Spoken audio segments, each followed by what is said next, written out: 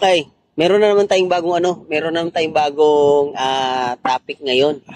Patungkol ito sa 20 pesos na bigas. Kasi, di ba, matagal na problema na yan, nakaraan pa. Ngayon, ang katanungan lang dito ng taong bayan, kasi bakit sa Visayas lang daw na-implement yung 20 pesos na bigas? Okay. So, ito, Sep, ang maririnig natin sa social media, mababasa natin sa mga newspaper. Kaya may sinasabi, the gum is bleeding. Oh? The ship is sinking. The momentum is go faster and higher. Oh. So, anong ibig sabihin yan? So, pag sinasabi kasi nating the gum is bleeding, talagang dumudugo na yung bibig mo. Mm. So, as titingnan natin ngayon yung spectrum na talagang anong dumudugo yung bibig mo? So, may dugo lumalabas sa bibig mo. So, the gum is bleeding.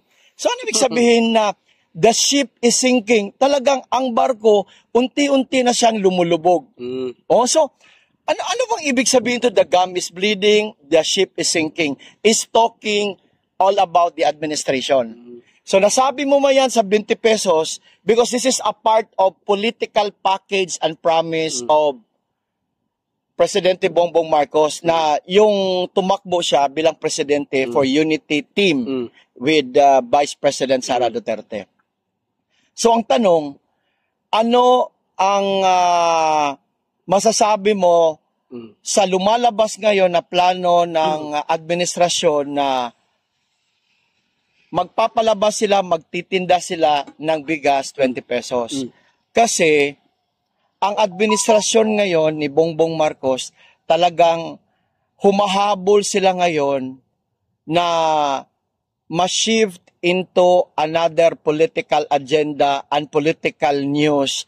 Kasi ang nangyayari sa tinatawag natin na General Appropriations Act, GAA 2025, na mayroong mga bakante na talagang nagsasign na sila until napunta na question sa Supreme Court, until na ma-divert naman yung attention ng mga tao, inano si Sara na na-impeach.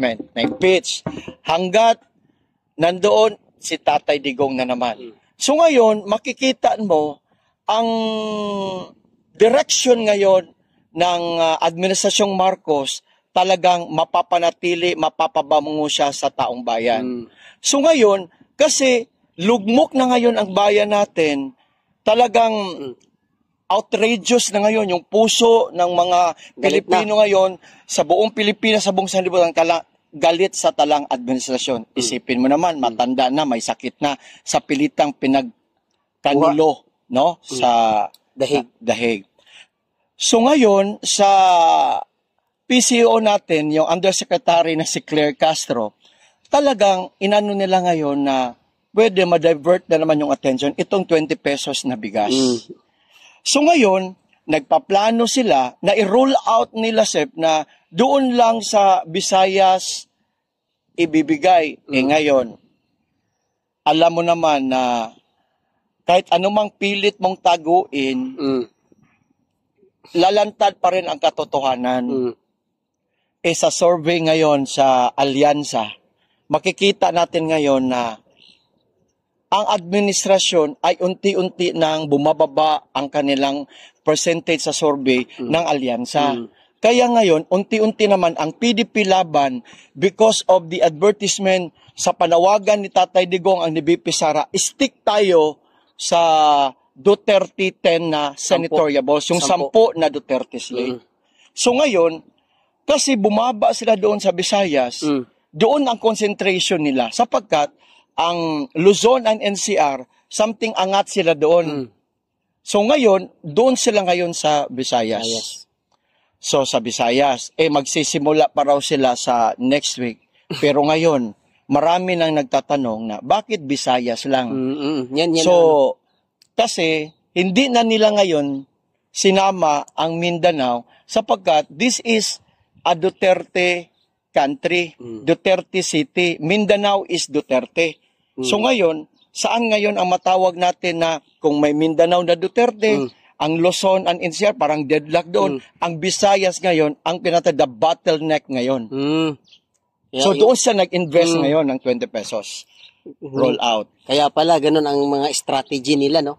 So strategy yan nila, political strategy nila ngayon, Sep, para ma-divert lang yung attention na hindi na yun kay Tatay Digong. Ngayon, kasi hindi yung establisado ang kanilang political strategic political plan nila na hindi masyadong cemented. Ngayon, unti-unti na tumatalon na ang kanilang mga political leaders in alyansa, in political leaders sa administration, pumupunta na sa kay BP Sara. Because BP Sara, nandoon ngayon ang majority. Tingnan mo, walang ayuda, walang backup na financial. So ano lang kang BP Sara, anong dala-dala lang niya? Yung taos puso niya, yung tinatawag natin niya, yung commitment, yung dedication, talagang makatao siya. Ang sa kanila nga, down to earth siya, makikita mo sa kanila, she leads by example to the masses. Kaya pala malakas pa rin si BP Sara kahit gano'n yung mga banat nila, di ba? Yes.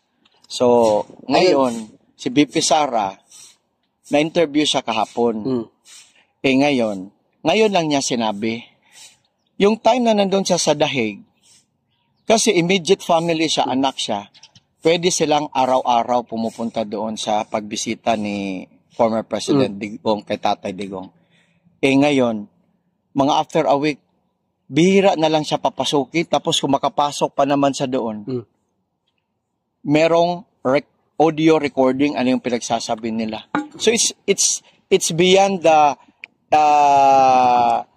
stricter implementation ng Dahig. Ngayon lang daw nangyayari niyan. So meaning, talagang, even ang ICC kinabahan na sa ganon ang nila strategy. Kasi alam nila, merong mga illegal na pamamaraan. How Tatay Digong was kidnapped and bring to Dahig. Kaya nga, ngayong umaga, nagkaroon si Senator Amy Marcos, media conference regarding sa committee niya sa foreign relations. For the first, second, third hearing, nagkaroon lang siya muna ng reporting regarding sa kanilang yung first, second, third hearing, but not exactly as the totality of the committee hearing, kasi pag committee report ka, magre-report ka talaga during the session. So sa first, second, third hearing, meron na silang findings. So narinig natin na yung findings talaga ni Senator Amy Marcos na talagang political strategy nila, political talaga na ang hangarin nila, na talagang ang dalawang Duterte, ang mag-ama, talaga ma-wipe out talaga sila sa political scene because they have a plan. Kasi si House Speaker Martin Romualdez, talagang makikita mo na, maririnig mo na siya, parang siya na ngayon ang nagkaroon ng political posture niya. Even yung mga galamay niya ngayon sa House of Representatives na walang iba na magiging, pwede magiging Vice President. So, nangunguna na sila yung mga ganon para nag-mind conditioning na sila. Parang maganda yung topic natin ngayon kasi mayroon akong dalawang itatanong sa'yo na viral ngayon tsaka pinag-aano ng taong bayan. So, ito yung unang natin kasi nag-umpisa tayo dito sa 20 pesos na kilo ng bigas. Okay. Ngayon, ito yung pangalawa kong kasi nasabi mo, na-touch mo si Amy Marcos. Amy Marcos. Ngayon, si dating Pangulong Duterte, nag-endorse siya ng 2 tao na idagdag sa 10. Yeah. And then, si Vice President Sara Duterte naman, nagdagdag din ng 2. Okay. So, sa iyong opinion, kasi opinion din ito kasi nag-ano ako sa mga bahay-bahay, nag-survey ako, at tinanong ko sa kanila kung sino yung mas mabigat sa kanila. Kasi hindi nila alam, si Duterte, si former President Duterte, in-endorse si Hunasan at saka si Corubin. Si VP Sara naman, nindorso si Villar at saka si Amy. Amy Marcos. Sa opinion mo, Sir Bench, ano yung masasabi mo ngayon? Okay. So, may tinatawag din tayo na ang Duterte, may political playbook din sila. Kasi, merong image, ang dating president, may political image, has also a stone supporters political image of VP Sara. So, kung tutuusin natin, walang ibang unang hangarin nila na mananatili at yung black voting, yung 10, na talagang ma-prioritize siya. Okay, so ngayon, si Tatay Digong, yung 10, kailangan talaga yan, ma-prioritize yan. Yung 2 na siningit niya, tayo na raw ang mag-decide. So, ang ni-endorse niya, si Honasan and Kerubin. Kasi sa kanya, kang Tatay Digong, malaki ding utang na loob niya. Kasi nagiging katuwang din niya ang lahat ng mga retired generals. So considering Honasan and Kerubin have also a big factor in regards to security matters na nakapagtulong din kang Tatay Digong during his presidency. So ngayon, kang BP Sara naman, doon naman siya kay Villar and Amy Marcos. So marami ngayon na de facto na ngayon, kaya ang barko ngayon unti-unti nang lumulubog. Kasi wala na silang moral ascendancy, the credibility of being an administration candidate as alyansa ng bagong Pilipinas. Sipin mo, si Villar, talagang kung sa survey natin, talagang lumagpak siya, bumaba siya, si Amy Marcos. Ngayon, nakikita man nila na ang Villar, from the start, the family of Villar are very stone supporter, talagang loyal yan sa mga Duterte. Okay? So ngayon, nakita din ng mag-ama, nakita din ng Villar family na talagang kung nandito sila sa administrasyon, negative impact sa majority ng mga tao. So it will affect their political ambition. So ngayon, ang kang BP Sara, the part of political playbook, because the Senate impeachment, the senators will be the judge. So during sa verdict, na magbutuhan sila, tinatawag ito numbers game. So to be impeached, ma-impeach talaga, tinatawag natin convicted. Kasi si Vice President Sara, convicted na siya on the House of Representatives. Sorry.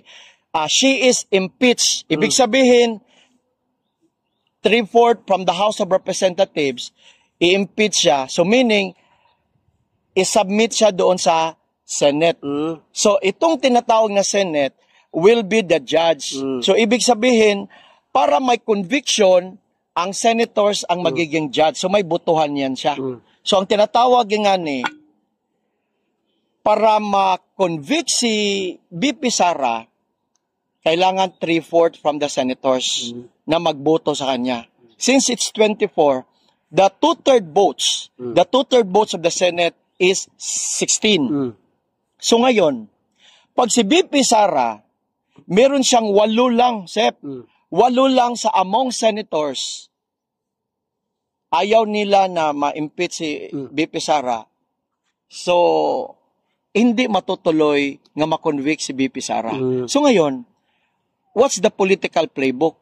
Kasi numbers game man ngayon. So kung 10 yan, lahat ng Pilipino, ayaw natin si BP Sara na ma-impeach, ma-convict, yung 10 diretso na.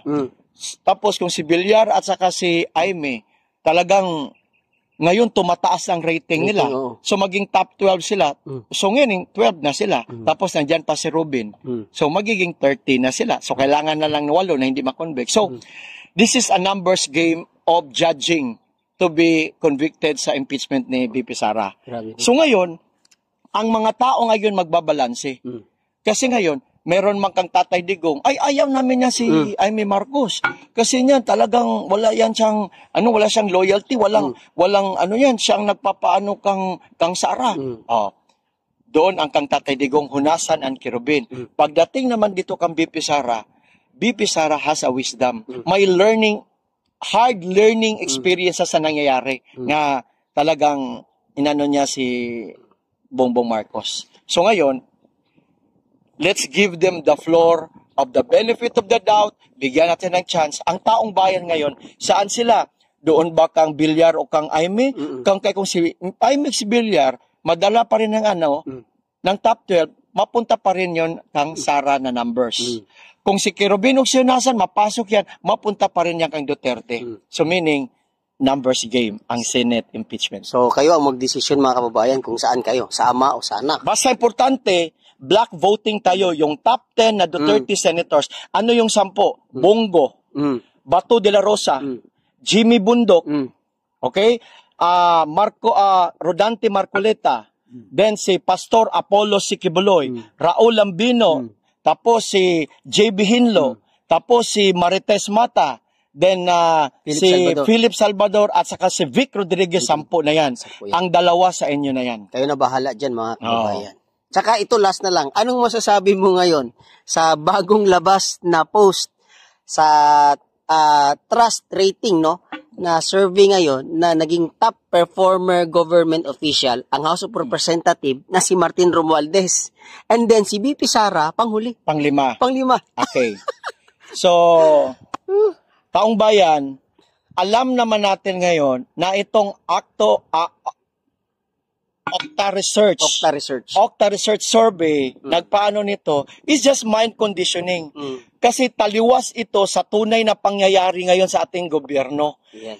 Alam natin ng House of Representatives, dito nagsisimula ngayon ang corruption.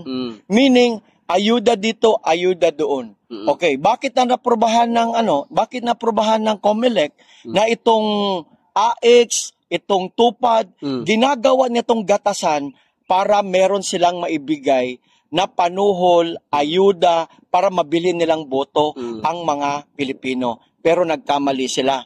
Ang mga Pilipino ngayon mautak.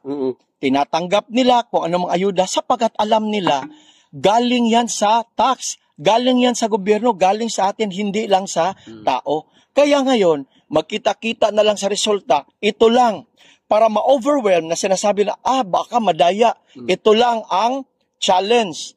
Ito lang sinabi ni Tatay Digong at saka ni BP Sara.